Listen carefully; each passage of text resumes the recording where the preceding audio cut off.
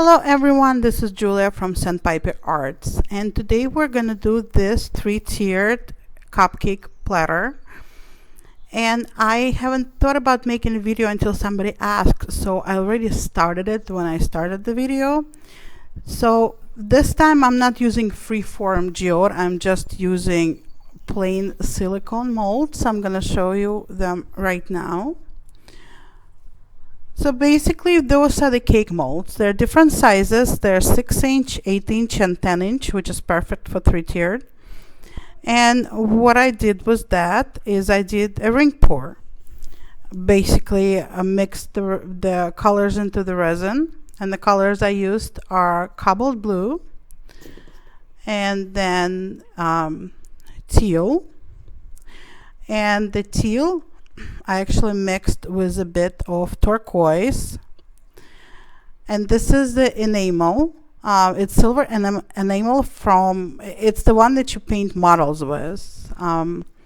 It's really cheap actually. And this is a turquoise that I mixed in with a teal, so it had that little shimmer. And then the blue I actually mixed in with a little of the color shift paint, whichever one you have. The one I had was blue something. And the top coat is resin with a halo glitter.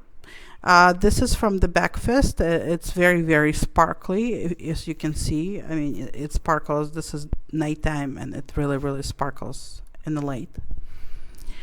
So what you do is just do the ring pour.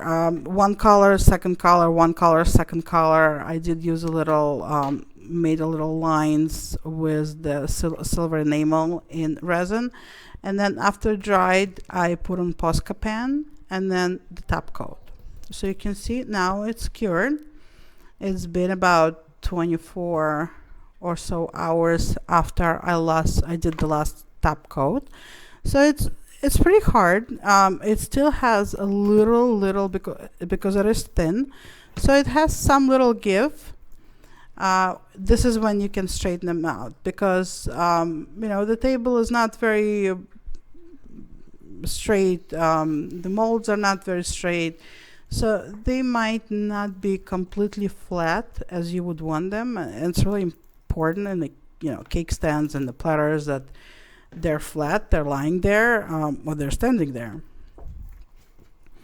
So just after you unmold them, put them on a flat surface, push them on a little, make sure that they're as flat as they can be, and then just leave them for a few hours with something heavy on top.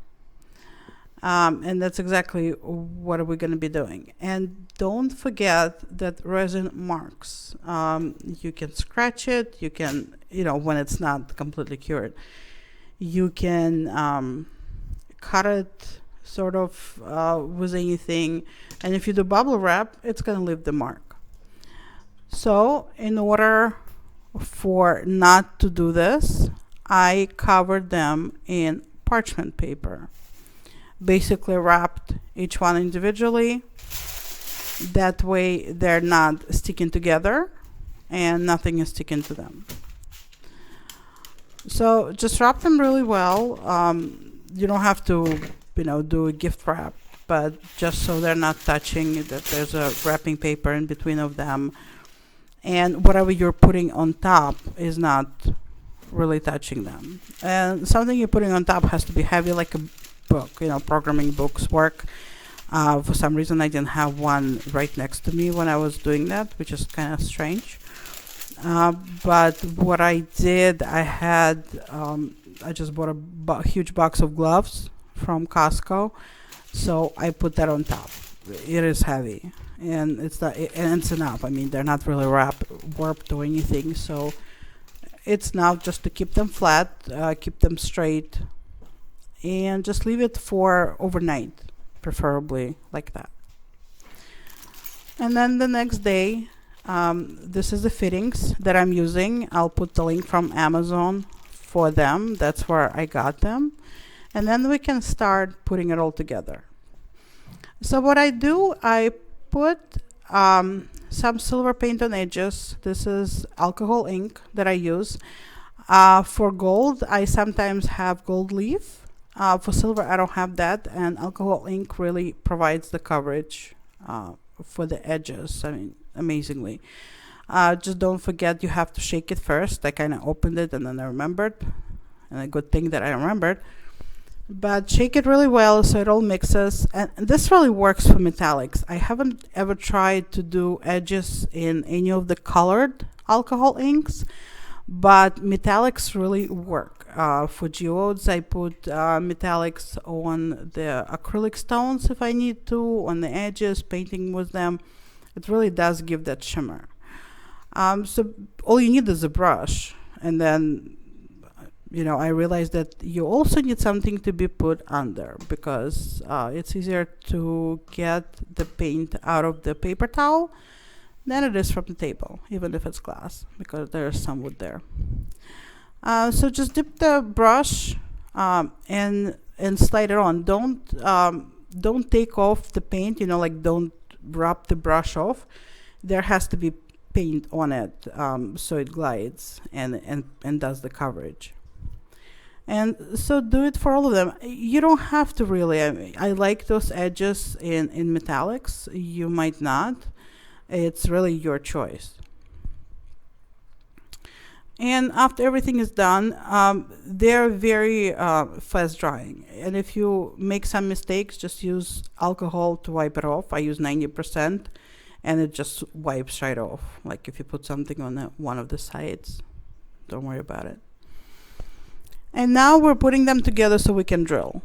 So I put the tape on. I put them all together, make sure that they are kind of lying like you would want them to be when they're put together as a stand. And the top one is 6 inches, so I measured 3 inches just to see where the middle is. Then I'm putting the next layer of frog tape on the other side and measuring another 3 inches.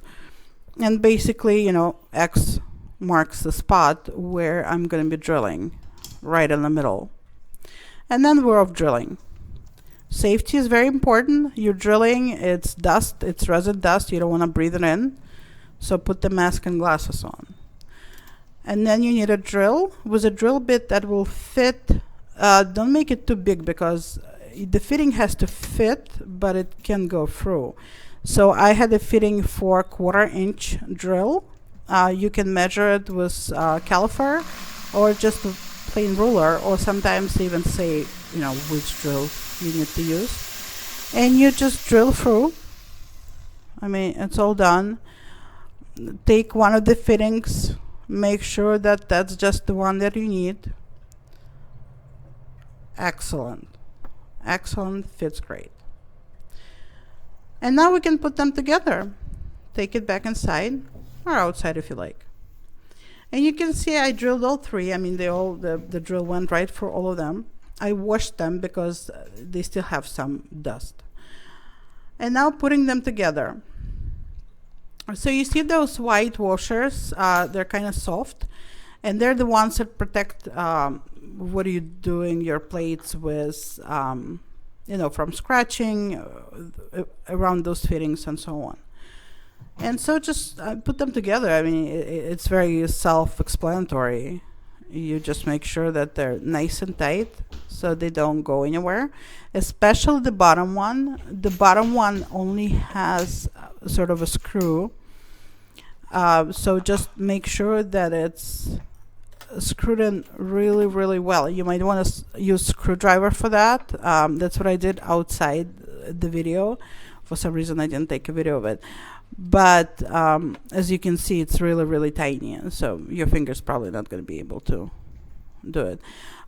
So just use a screwdriver and, screw it really, really well. Don't be afraid of breaking it. You're not going to. Unless you're amazing Herculean force. And then make sure that it stands. Sometimes you might want to push it down just a little bit. So it's very flat, and you can see I just pushed it down a little bit. The bottom one, it's flat, it's nice, and it looks great. So have fun creating them. And please send me a picture once you do. I would love to see yours. Thank you for watching.